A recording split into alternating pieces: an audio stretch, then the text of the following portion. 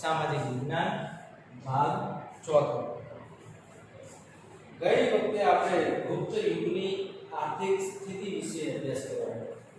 હવે ધાર્મિક સ્થિતિ વિશે અભ્યાસ કરવાનો છે।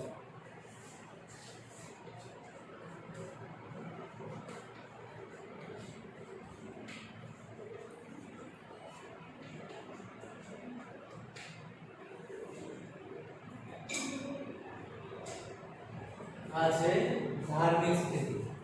આર્થિક સ્થિતિ જે રોજગારી વિશે કેવા કેવા એ સમયમાં વ્યાપારો હતા એના વિશે આપણે જોયું। હવે ધાર્મિક સ્થિતિ કેવી હતી તો કે ગુપ્ત યુગમાં હિન્દુ ધર્મ અને સંસ્કૃતિ પૂર્ણ કળાએ ખીલેલા જોવા મળે છે। ગુપ્ત યુગમાં હિન્દુ ધર્મ અને સંસ્કૃતિ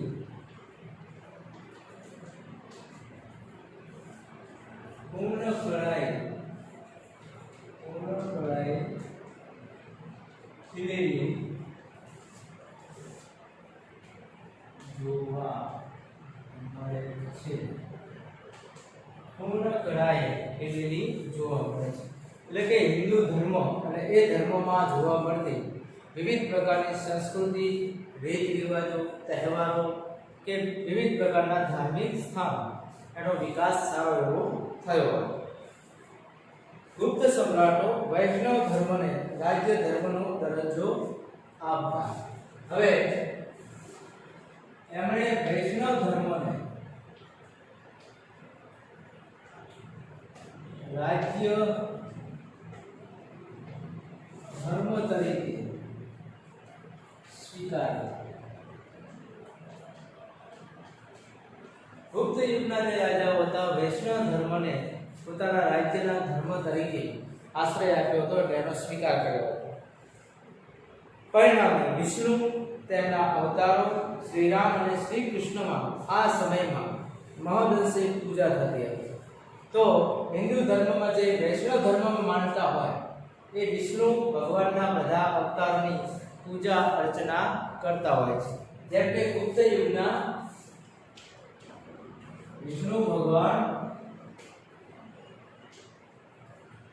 અને તેમના અવતાર શ્રી રામ અને કૃષ્ણ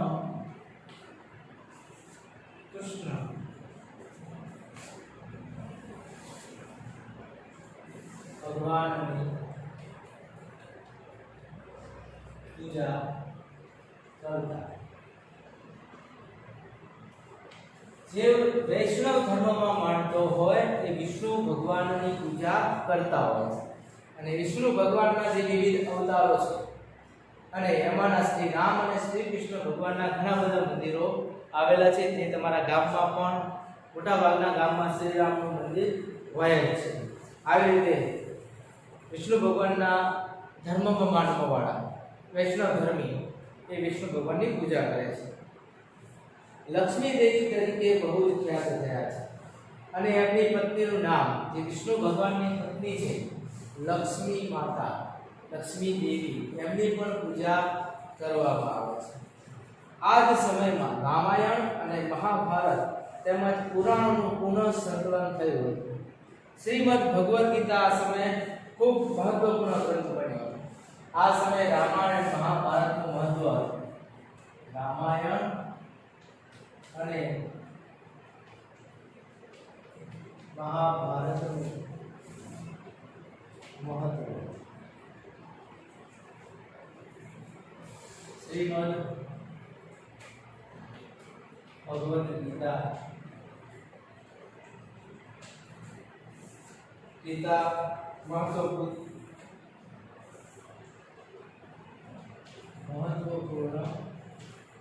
ગ્રંથ।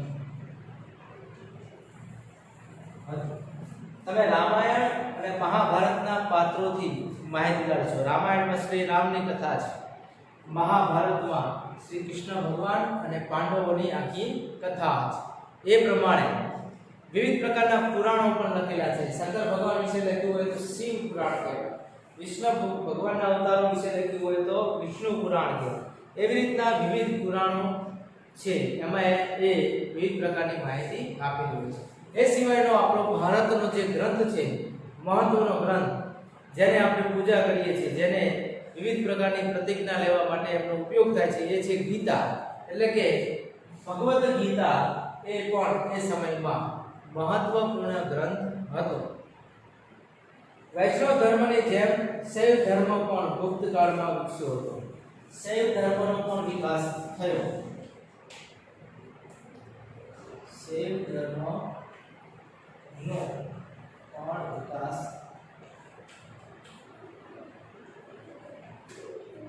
થયો.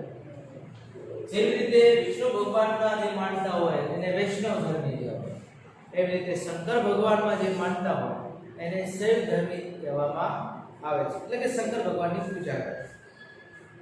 દક્ષિણ ભારતમાં શૈવ સંતો નયનાર કહેવાતા. દક્ષિણ ભારતમાં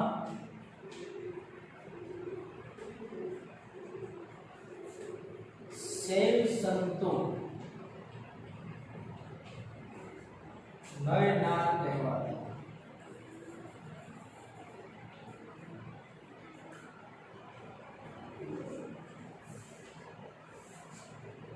વૈષ્ણવ સંતો અલવાર કહેવાતા.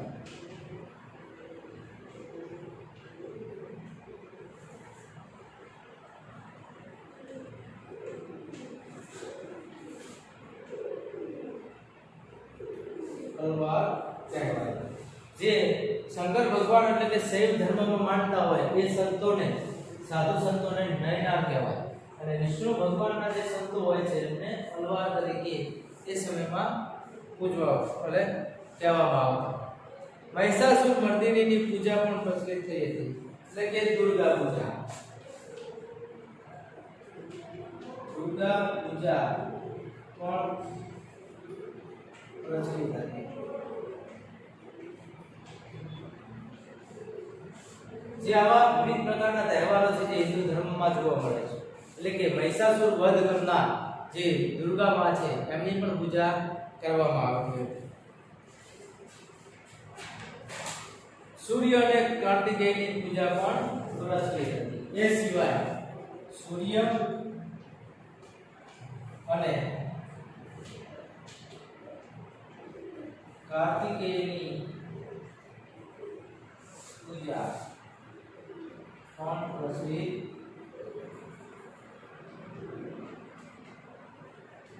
હતી. એ સિવાય દુર્ગા માની પૂજા થતી હતી, સૂર્ય ભગવાનની પણ પૂજા થતી હતી અને કાર્તિકેયની પણ પૂજા થતી હતી. હવે સૂર્ય ભગવાનને તમે ઓળખો છો, પણ કાર્તિકેય એ કોણ છે એની કદાચ કોઈ બાળકને ખબર ના પડે તો એ કાર્તિકેય એ શંકર ભગવાનના મોટા પુત્ર છે. તો કે નાના પુત્ર કોણ?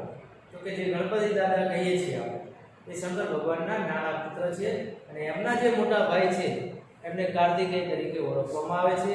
તે સમયમાં કાર્તિકેયની પણ પૂજા કરવામાં આવે. હાલના સમયમાં કાર્તિકેયનું તમને કોઈ મંદિર જોવા મળતું નથી હોતું.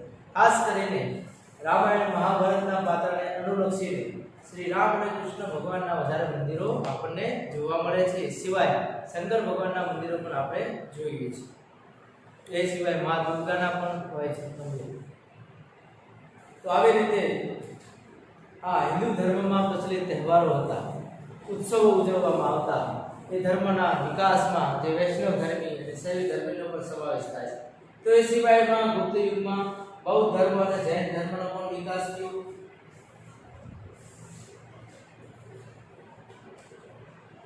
બૌદ્ધ ધર્મ અને જૈન ધર્મ નો પણ વિકાસ થયો.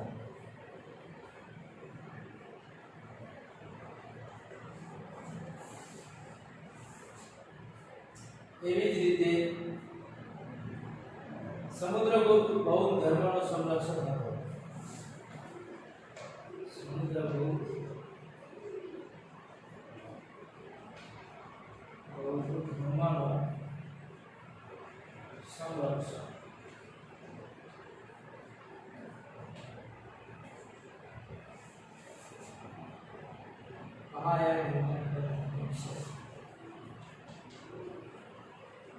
બૌદ્ધ ધર્મના મહાયાન અને હીનયાન પંથનો વિકાસ થયો. એટલે શું કહેવા માંગે છે કે જૈન ધર્મનો અહીંયા બૌદ્ધ ધર્મ અને જૈન ધર્મનો પણ વિકાસ થયો. એ સિવાય સમુદ્રગુપ્ત બૌદ્ધ ધર્મમાં માનતા એટલે એમના સંરક્ષક એટલે કે રક્ષક વાલી હતા. બૌદ્ધ ધર્મના વિકાસમાં સમુદ્રગુપ્તે પોતાનો અદ્ભુત ફાળો આપ્યો છે.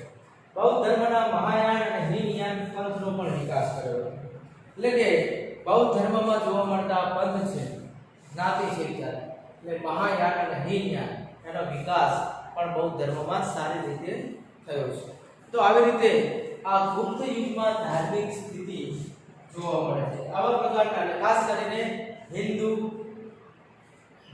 બૌદ્ધ અને જૈન ધર્મનો વિકાસ વધારે પ્રમાણમાં થયો છે એ અહીંયા આપણે એની સ્થિતિ દર્શાવે છે. હવે જે આપણો મુદ્દો છે ગુપ્ત યુગની સાંસ્કૃતિક સ્થિતિ. ગુપ્ત યુગની સાંસ્કૃતિક સ્થિતિ. ગુપ્ત યુગની સાંસ્કૃતિક સ્થિતિ કેવી હતી? તો ગુપ્ત યુગ સાંસ્કૃતિક રીતે ભારતનો સુવર્ણ યુગ હતો. એ સાંસ્કૃતિક રીતે ભારતનો સુવર્ણ યુગ હતો.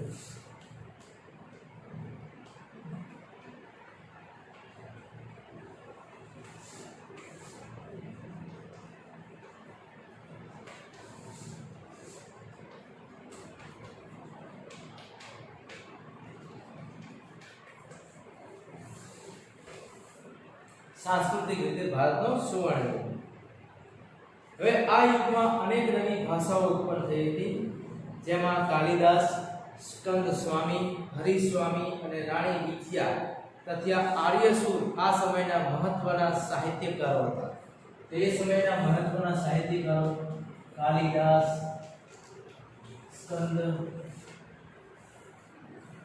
સ્કંદ સ્વામી,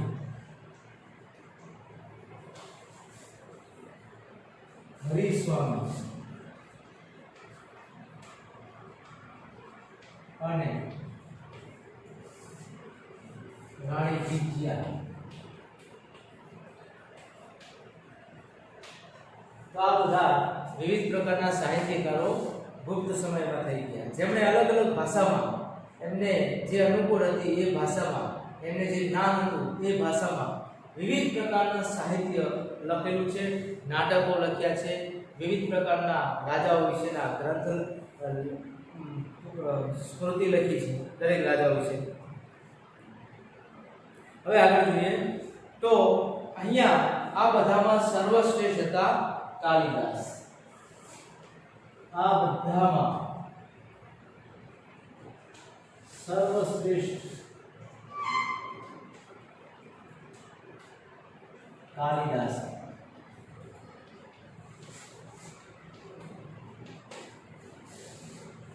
આ બધા રાજાઓમાં સર્વશ્રેષ્ઠ હતા કાલિદાસ.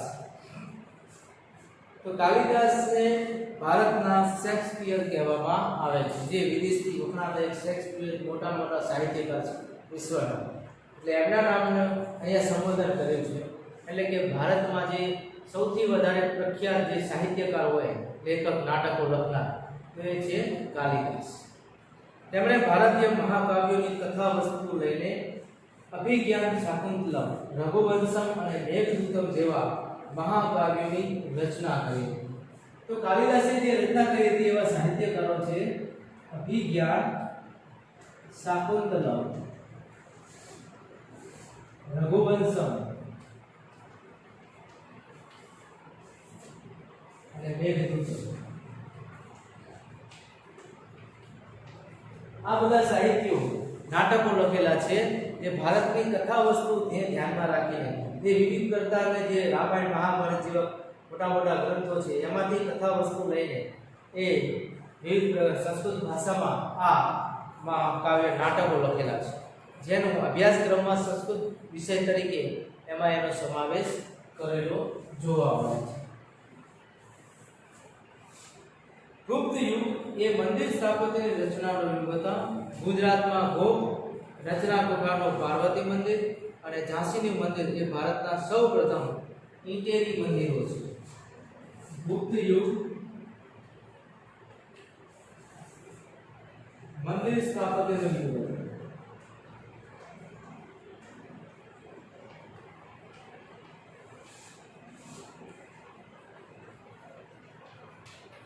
મંદિર સ્થાપત્યની શરૂઆત થઈ ગુપ્ત યુગમાં, એટલે એને યુગ કહેવામાં આવે છે.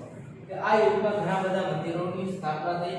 તો કેવા કેવા મંદિરો બન્યા છે? ગુજરાતમાં ગોપ મંદિર, ગુજરાતમાં ગોપ, એ સિવાય રચના કોઠારનું પાર્વતી મંદિર,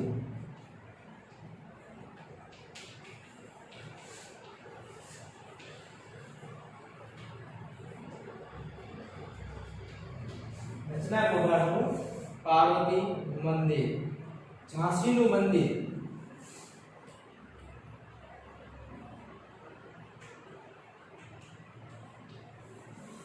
આ ઈંટોથી બનેલા મંદિરો છે.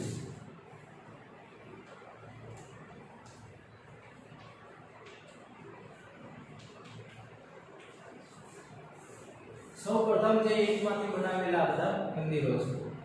ગુપ્ત યુગ આ દ્રષ્ટિએ મંદિર સ્થાપત્યની શરૂઆત દર્શાવે છે. તો દુર્ગા, બુદ્ધ, કૃષ્ણ અને શિવની મૂર્તિઓ આ કાળે મોટા પ્રમાણમાં બની હતી. એટલે કે દુર્ગા, બૌદ્ધ, કૃષ્ણ અને શિવની, કૃષ્ણ અને શિવની મૂર્તિ આ સમયમાં બની. તો આવી રીતે આ સમયમાં ઘણો બધો એવો ધાર્મિક સ્થિતિનો વિકાસ થયો, સાંસ્કૃતિક સ્થિતિનો વિકાસ થયો. હવે જે આપણે આ બોર્ડમાં લખ્યું છે એ પ્રમાણે હવે ફરીથી આને રિવિઝન કરવાનું, અને એમાં જે કંઈ ટોપિક થોડો ઘણો નાનો મોટો છૂટી ગયો હોય એ ફરીથી અહીંયા રિપીટ થઈ જશે, જેથી કરીને તમને કમ્પ્લીટ એનું માર્ગદર્શન મળી રહે. તો પહેલા જોઈશે ધાર્મિક સ્થિતિ. તો કે હિન્દુ ધર્મ અને સંસ્કૃતિ પૂર્ણ કળાએ ખીલેલી જોવા મળે છે. ગુપ્ત યુગના શાસનમાં ધાર્મિક સ્થિતિ કેવી હતી? તો કે હિન્દુ ધર્મનો સારો એવો વિકાસ થયો, અને હિન્દુ ધર્મમાં જે જોવા મળતી વિવિધ સંસ્કૃતિ, વિવિધ તહેવારો, વિવિધ ઉત્સવો, વિવિધ પ્રકારના રીત રિવાજો, અને મોટાભાગના લોકો હિન્દુ ધર્મ તરફ વળનારા એવી સંસ્કૃતિનો ઉપયોગ વધારે પૂર્ણ કળાએ ખીલેલો જોવા મળે છે. એ છે આ ગુપ્ત યુગની ધાર્મિક સ્થિતિ. વૈષ્ણવ ધર્મને રાજ્ય ધર્મ તરીકે સ્વીકાર્યો.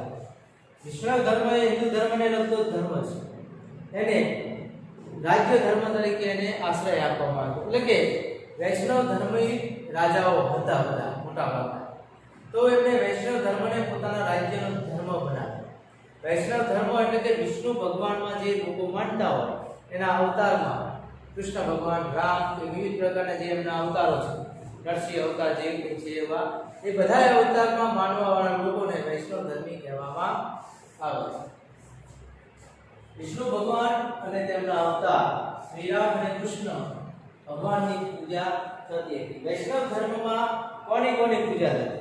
તો વૈષ્ણવ ધર્મમાં વિષ્ણુ ભગવાનની પૂજા થાય, લક્ષ્મી દેવીની પૂજા થાય, શ્રી રામની પૂજા થાય, શ્રી કૃષ્ણ ભગવાનની પૂજા થાય. એ સિવાય વિષ્ણુ ભગવાને ઠેર ઠેર ઘણા રાક્ષસોને મારવા માટે, કે ઘણી પ્રજાને નુકસાનમાંથી દૂર કરવા માટે, પ્રજાને હિત માટે જેણે પોતાના અલગ અલગ અવતાર ધારણ કર્યા છે લોકોની સેવા કરવા માટે, તો એ અવતારોની પણ પૂજા મંદિરો બનાવીને કરવામાં આવે છે.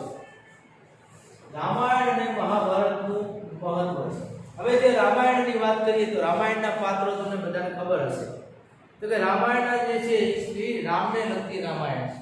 એમાં શ્રી રામ અને રાવણ આ બંને વચ્ચેનું જે આખા બે જણનું સામસામેનું જે યુદ્ધ છે એ એક રામાયણ કથા કહેવાય છે અને એમાં છેલ્લે શ્રી રામની જે જીત થાય છે અને એને ધામધૂમથી ઉજવવામાં આવે છે જેને આપણે દિવાળી કહીએ છીએ તો એવી જ રીતે આ રામાયણનું જે પાત્રમાં શ્રી રામને ભગવાન બતાવ્યા છે એ ભગવાન શ્રી રામની આપણે પૂજા કરીએ છીએ જે વિષ્ણુ ભગવાનના અવતાર કહેવાય છે તો એનું આ પુસ્તક લખાણું છે રામાયણ જે ગ્રંથ કહેવાય એવી રીતે મહાભારત પણ છે મોટો ગ્રંથ એમાં 5 પાંડવો છે 100 કૌરવો છે એનું જે યુદ્ધ બતાવવામાં આવ્યું છે અને એમાં પાંડવોને મદદ કરનાર જે શ્રી કૃષ્ણ ભગવાન છે તો શ્રી કૃષ્ણ ભગવાને એ સમયમાં અર્જુનને ગીતા પણ કીધી હતી જે ગીતાનું વાંચન કર્યું હતું એને કહેવાય ભગવદ ગીતા તો આ સમયમાં શ્રી રામની રામાયણ કથા પ્રખ્યાત હતી મહાભારત કથા પ્રખ્યાત હતી અને શ્રી કૃષ્ણએ ઉચ્ચારેલી ભગવદ ગીતા પણ પ્રખ્યાત હતી જે મોટો ગ્રંથ છે હિન્દુ ધર્મનો એટલે શ્રીમદ ભગવદ ગીતાનું મહત્વ પણ ઘણું આ હિન્દુ ધર્મમાં વૈષ્ણવ ધર્મમાં જોવા મળે છે શૈવ ધર્મનો પણ વિકાસ થયો છે જે વૈષ્ણવ ધર્મ એટલે કે વિષ્ણુ ભગવાનમાં માનનાર લોકો છે એમના વિકાસ થયો એમના અવતાર અને વિવિધ પ્રકારના રામાયણ મહાભારત ગ્રંથો કૃષ્ણ ભગવાન શ્રી રામની પૂજા અર્ચના થતી એવી રીતે શૈવ ધર્મનો વિકાસ થયો શૈવ ધર્મમાં આવશે શંકર ભગવાનના પૂજા કરનારા લોકો શંકર ભગવાનની જે પૂજા કરતા હોય એ બધા શૈવ ધર્મમાં આવશે દક્ષિણ ભારતમાં શૈવ સંતો નયનાર કહેવાય હવે શૈવ ધર્મ જે માનતા હોય મંદિર બનાવીને ત્યાં જે પૂજા અર્ચના કરનાર પૂજારી જે કહેવાય છે એને કહેવાય નયનાર કહેવાય એટલે કે શૈવ ધર્મમાં માનનાર જે સંત સાધુ છે એને નયનાર તરીકે ઓળખવામાં આવે છે એવી રીતે વૈષ્ણવ સંતો હોય તો એમને અલવાર તરીકે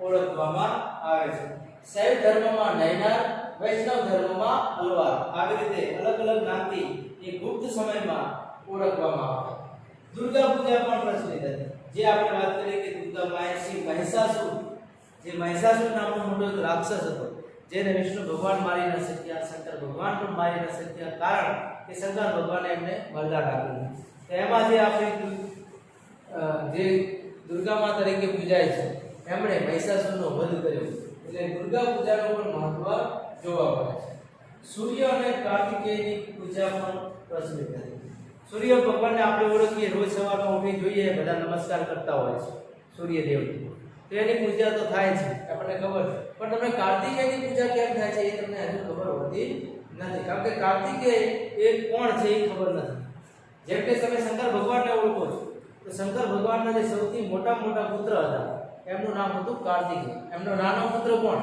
તો કે ગણપતિ દાદા જે ગણપતિ દાદા તરીકે આપણે ઓળખીએ છીએ એ નાના પુત્ર છે મોટા પુત્ર છે કાર્તિકેય બૌદ્ધ ધર્મ અને જૈન ધર્મનો પણ વિકાસ થયો જે ગૌતમ બુદ્ધ દ્વારા બૌદ્ધ ધર્મ સ્થાપિત થયેલો એવી રીતે જૈન ધર્મનો પણ વિકાસ સારો એવો થયો હતો એટલે કે હિન્દુ ધર્મમાં વૈષ્ણવ ધર્મ અને શૈવ ધર્મમાં લોકો પણ ઘણા લોકો હતા એ સિવાય બૌદ્ધ ધર્મમાં પણ વિકાસ સારો એવો થયો જૈન ધર્મનો પણ સારો એવો વિકાસ થયો સમુદ્રગુપ્ત બૌદ્ધ ધર્મનો સંરક્ષક એમાં જે ગુપ્ત યુગમાં જે શાસકમાં સમુદ્રગુપ્ત છે મહાન સમ્રાટ શાસક એને તો બૌદ્ધ ધર્મનો સંરક્ષક કહેવાય છે વાલી કહેવાય છે એનો રક્ષક કહેવાય છે બૌદ્ધ ધર્મના મહાયાન અને હીનયાન પંથનો પણ વિકાસ થયો છે જેમ આપણે હિન્દુ ધર્મમાં અલગ અલગ જાતિ જ્ઞાતિ જોવા મળે છે એવી રીતે બૌદ્ધ ધર્મમાં પણ મહાયાન અને હીનયાન પંથના લોકો છે એમનો સારો એવો વિકાસ આ ગુપ્ત સમયમાં થયો હતો હવે જોઈએ આપણે ગુપ્ત યુગની સાંસ્કૃતિક સ્થિતિ તો કે સાંસ્કૃતિક રીતે ભારતનો આ સુવર્ણ યુગ છે જેમ ગુપ્ત યુગ બધી બાબતમાં સુવર્ણ યુગ ધરાવે છે એને બધી શિલ્પકલામાં સંસ્કૃતિમાં કે વિવિધ સાહિત્યકારોમાં નાટકોમાં કે વિવિધ બધી બાબતમાં એ સુવર્ણ યુગ તરીકે ઓળખાય છે કાલિદાસ સ્કંદસ્વામી હરિસ્વામી અને રાણી વિદ્યા આ બધા સાહિત્યકારો જે ગુપ્ત યુગના સમયમાં બધા સાહિત્યકારો થઈ ગયા પ્રખ્યાત સાહિત્યકારો છે જેમાંના કાલિદાસ સ્કંદસ્વામી હરિસ્વામી અને રાણી વિદ્યા એ આ ગુપ્ત સામ્રાજ્યના સાહિત્યકારો છે એમણે વિવિધ પ્રકારના નાટકો લખ્યા છે સંસ્કૃતના પુસ્તકો લખ્યા છે તે સમયમાં એમને લખવામાં આવતા એમાંના બધામાં સર્વશ્રેષ્ઠ જે કહેવાય છે કાલિદાસ હતા, જે રાજાના દરબારમાં બિરાજમાન હતા. જે ચંદ્રગુપ્ત બીજો જે છે એના દરબારમાં કાલિદાસ બેસતા હતા રાજકવિ તરીકે. એમણે વિવિધ પ્રકારના ઘણા એવા પુસ્તકો લખ્યા છે. તો કે આખા ભારતમાં સૌથી સર્વશ્રેષ્ઠ કવિ લેખક તરીકે નાટક લખનાર સંસ્કૃત ભાષામાં એ છે કાલિદાસ. તો કાલિદાસની ગણના થાય છે સર્વશ્રેષ્ઠ કાલિદાસ તરીકે. તો એમણે લખેલા પુસ્તકો છે અભિજ્ઞાન શાકુંતલમ, રઘુવંશમ અને મેઘદૂત. જેમણે આ ત્રણેય પુસ્તકો સંસ્કૃત ભાષામાં લખેલા છે, જે આપણી પ્રાચીન ભાષા છે. જેમાં આ પુસ્તક સંસ્કૃત વિષય તરીકે તમારે ભણવામાં અભ્યાસમાં પણ ભવિષ્યમાં આગળ આવશે. જેમાં આ પુસ્તકો વિશે પણ ભણવાનું આવશે અભિજ્ઞાન શાકુંતલમ, રઘુવંશમ અને મેઘદૂત. ગુપ્ત યુગ મંદિર સ્થાપત્યનો યુગ કહેવાય છે. હવે ગુપ્ત યુગમાં જે સંસ્કૃતિ તરીકે જોઈએ તો મંદિરોની બનાવટ કરવાની શરૂઆત થઈ હતી. મંદિરો બનાવવાની, એટલે મંદિરો એ સમયમાં વધારે બન્યા ગુપ્ત યુગના શાસનમાં, એટલે એને મંદિરોનો યુગ કહેવાય છે. ગુજરાતમાં ગોપ, નચના કોઠાનું પાર્વતી મંદિર અને ઝાંસીનું મંદિર આ ઇટેલી મંદિરો છે. જે ઈંટોમાંથી મંદિરો બનાવવાની શરૂઆત થઈ હોય એવાના આ મંદિરો કહેવાય છે. એમાં છે ગુજરાતમાં આવેલું ગોપ મંદિર, પછી નચના કોઠારનું પાર્વતી મંદિર અને ઝાંસીનું મંદિર. આ સૌ પ્રથમ બનેલા ઈંટોમાંથી બનેલા ઇટેલી મંદિરો તરીકે ઓળખાય છે. દુર્ગા, બૌદ્ધ, કૃષ્ણ અને શિવની મૂર્તિઓ આ સમયમાં બનેલી. શિલ્પકલામાં પણ લોકો એ સમયમાં સારી એવી કળા ધરાવતા હતા. શિલ્પ સ્થાપત્ય તરીકે પણ સારી એવી કળા ધરાવતા હતા. મંદિરો બનાવવામાં સારી એવી કળા ધરાવતા હતા. એ બધાને ગુપ્ત સામ્રાજ્યના શાસકોએ પ્રોત્સાહન આપ્યું, એમનો વિકાસ કર્યો. એટલે એમાં સૌપ્રથમ મૂર્તિઓ બની દુર્ગા માની, પછી બૌદ્ધ ભગવાન જે ગૌતમ બુદ્ધ કહેવાય છે એમની મૂર્તિઓ ઘણી બધી બની. કૃષ્ણ અને શિવની પણ મૂર્તિઓ બનાવીને એની મંદિરોમાં સ્થાપના કરીને એની પૂજા અર્ચના કરવામાં આવતી હતી. આવી રીતે વિવિધ પ્રકારની ગોષ્ઠી કરીને ગુપ્ત સામ્રાજ્યમાં ધાર્મિક સ્થિતિ એવા પ્રકારની હતી. વિવિધ બધા ધર્મને માન મળ્યું. એવી રીતે સંસ્કૃતિમાં પણ બધા ધર્મની સંસ્કૃતિનો સારો એવો વિકાસ થયો. અને આવી રીતે ગુપ્ત સામ્રાજ્ય સંસ્કૃતિ બાબતમાં પણ સુવર્ણ યુગ તરીકે પ્રચલિત હતું, જે આપણે ભવિષ્યમાં પણ એને યાદ રાખીએ છીએ. Thank you.